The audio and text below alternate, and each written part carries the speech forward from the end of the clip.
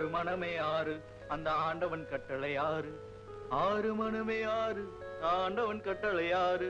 என்னங்க என்ன இத மசாலா மந்திரவாதி மாதிரி உட்கார்ந்து மந்திரம் ஓதிட்டு இருக்கீங்க? ஐம்புலன்களையும் அடக்க இந்த மந்திரத்தை 5000 தடவை சொல்லணுமா? 1000 தான் ஆயிருக்கு, இன்னும் 4000 பாக்கி.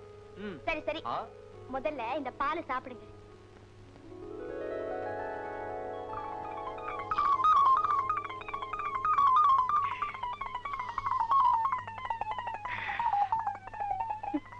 என்ன இந்த ஆளு பாலை எப்படி குடிக்கிறாரு?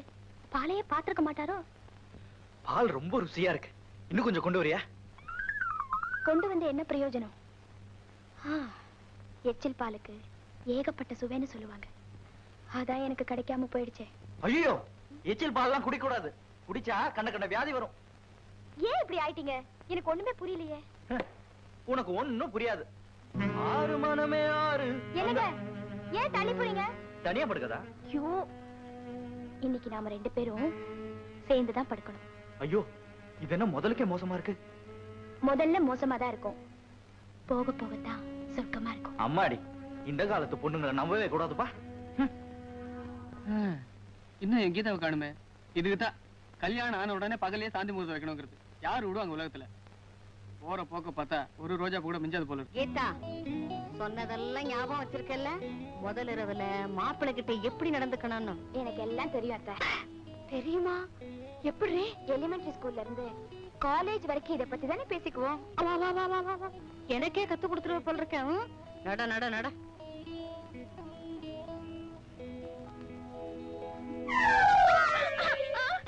ஐயோ, பள்ளி விழுந்துருச்சே. பால் சம்பா கொண்டாடி இப்படி. நான் கொடுக்க மாட்டேன், அத்தானுக்கு நான் தான் கொடுக்கணும். நீங்க கொடுக்கறது முறை இல்ல. அல்பா அல்பா, நான் அதுக்கு சொல்லலடி. தோல்ல பள்ளி விழுந்தா தோஷம். 10 நாளைக்கு தாம்பத்திய உறவே இருக்க கூடாது. வா வா, தனியா படுத்துக்கலாம். அத்தை,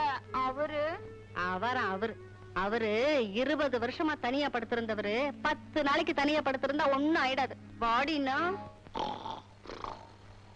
என்னங்க? என்னங்க? என்ன இன்னைக்கு எங்க 10 மட பாட்டி உங்க மனசு கோணாம நடந்துக்க சொன்னாங்க. எங்க பள்ளத்தூர் பாட்டி என்ன சொன்னாங்க தெரியுமா? இன்னைக்கு நான் ரொம்ப சுத்தமா இருக்கணும்னு சொன்னாங்க. பாட்டிகளை விடுங்க, நானே கேக்குறேன், உங்களுக்கு என் மேல ஆசையே இல்லையா? ஆசை இல்லாமல கல்யாணம் பண்ணி கொண்டேன். ஆனா நீ என்னென்னமோ சொல்றியே, அதான் எனக்கு ஒண்ணும் புரிய மாட்டேங்குது. ஐயோ, இவருக்கு எப்படிதான் புரிய வைக்கிறதோ.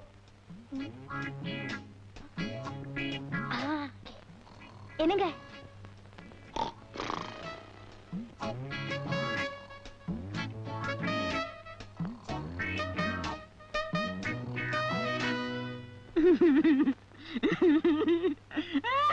அடி பாவீங்களா, பள்ளியை காமிச்சு என் கீதாவை பள்ளி அறைக்குள்ள வராம பண்ணிட்டீங்களே. எவ்வளவு ஆசையா காத்துட்டு இருந்தேன், எல்லாம் வீணா போச்சே. இனிமே இந்த பள்ளியை ஒழிக்கிறதா என் லட்சியம். எங்க பள்ளி பள்ளி பள்ளி.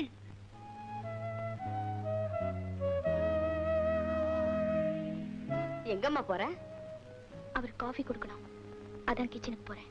ஐய, விவரம் தெரியாத பொண்ணா இருக்கியம்மா. சாந்தி முகூர்த்தம் ஆயிருக்கு, குளிக்காம எதையும் தொடக்கூடாதுமா.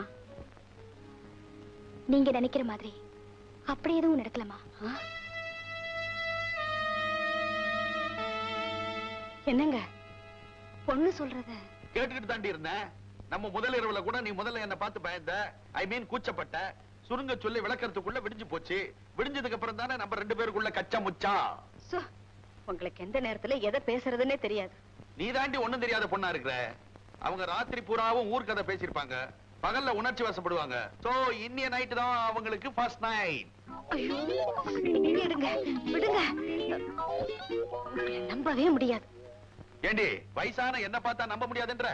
இந்த காலத்துல வயசு பசங்களை விட வயசானவங்க தான் அதிக சிலுமிஷம் பண்றாங்க. What is the meaning of Silumisham?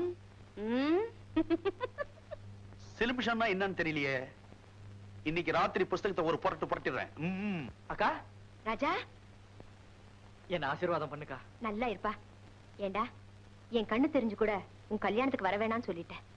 இப்ப தனியா வந்து ஆசீர்வாதம் வாங்க வந்திருக்கேன். உன் பொண்டாட்டிங்கடா, எனக்கு அவளை பார்க்கணும் போல இருக்குடா. கொஞ்ச நாள் பொறுக்கா, நீ அவளை பார்க்காமல இருந்துட போற. எல்லாம் ஒரு திட்டத்தோட தான் செய்யறேன். எப்படியோ நல்லபடியா வாழ்ந்தா சரி. இந்தா பால் சாப்பிடு.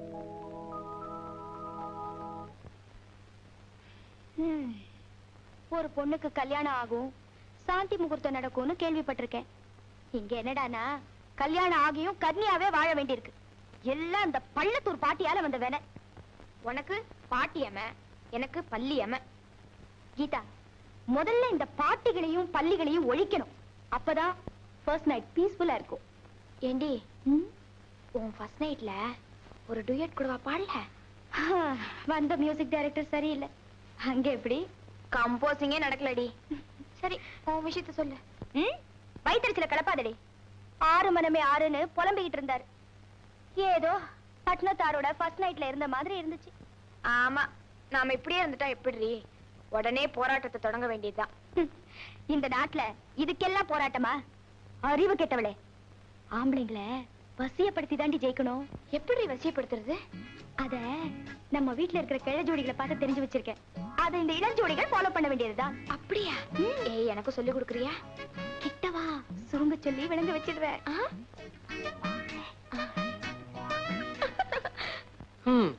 என் ஃபர்ஸ்ட் நைட்ல தான் பல்லி வந்து கெடுத்துருச்சு. உனக்கு என்னடா குறை? எல்லாம் என்னோட பழி வாங்குற திட்டத்தோட முதல் கட்டம் தான். டேய் பாவண்டா ராதா, உன்னையே உயிர்க்குறையா லவ் பண்ணி கல்யாணம் பண்ணிக்கிட்டா. அவளை நினைச்சாதான் வருத்தமா இருக்கு. நான் பழி வாங்குறது ராதாவல்ல, அவங்க அப்பாவை. உனக்கு ஃபர்ஸ்ட் நைட் நடக்கிறதுக்கும் ராதாவோட அப்பா பழி வாங்குறதுக்கு என்ன சம்பந்தம்?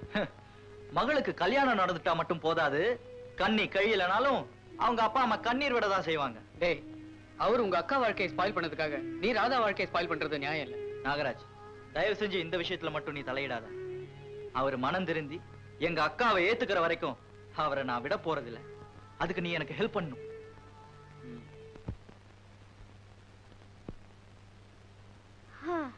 தாலியை கட்டுறதுக்கு முன்னாடி தனியா குளிக்கணும், தாலியை கட்டினதுக்கு அப்புறம் துணையோட குளிக்கணும்.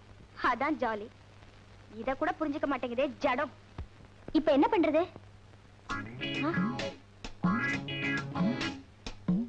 ஜடம் ஜடம், என்னங்க என்னங்க, என்ன உங்களுக்கு ஃபாரின் சோப் கொண்டா கொண்டா.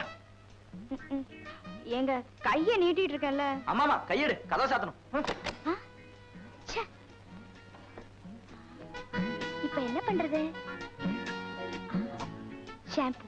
முயற்சி உடையார் இகழ்ச்சி அடையார். நம்ம சாமியார்ட்ட ஷாம்பு வச்சு ட்ரை பண்ண வேண்டியதா.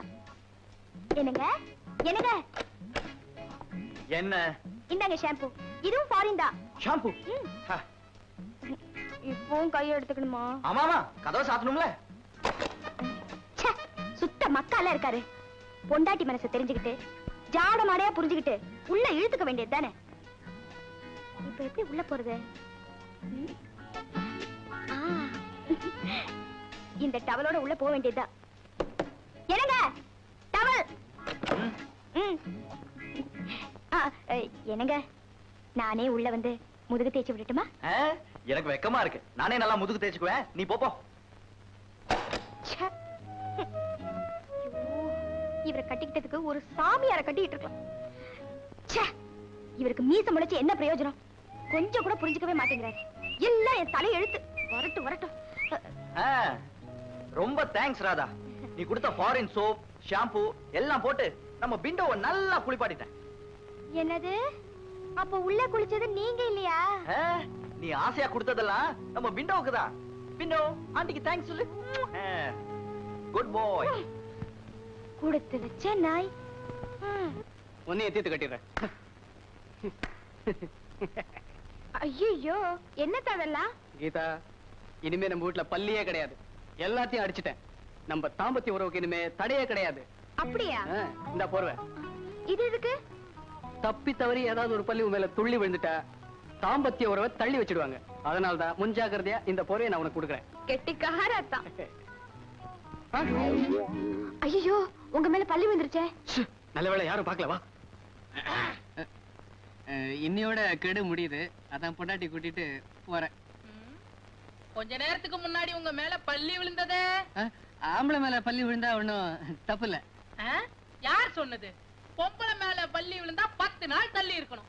ஆம்பளை மேல விழுந்தா எத்தனை நாள் பிரிஞ்சு இருக்கணும் தெரியுமா? 60 நாள். 2 பேரும் பிரிஞ்சிருங்க. இந்த பள்ளியை கூட சமாளிச்சலாம் போல இருக்கு. இந்த யானையை சமாளிக்க முடியலையே. குண்டு, இந்த இளஞ்சோடிகளை பிரிக்காத. கொஞ்சம் இறக்கம் காட்டு. முடியாது. அப்படியே நீங்க உள்ள போகணும்னாலும் என் பிணத்து மேலதான் நடந்து போகணும். அப்படியே உன் மேல நடந்து போனா கூட ரூம் போய் சேர்றதுக்கு 60 நாள் ஆகும். சோ, சும்மா புலம்பாதீங்க. சீக்கிரம் 2 பேர் பிரிஞ்சு போங்க. போங்க. வேண்டா சீப்பா. எங்க போனாலும் இடைஞ்சலா இருக்கு. எனக்கே இன்னும் கல்யாணம் ஆகல, இவங்களுக்கெல்லாம் கல்யாணம் ஃபர்ஸ்ட் நைட்டு விடுவேன்.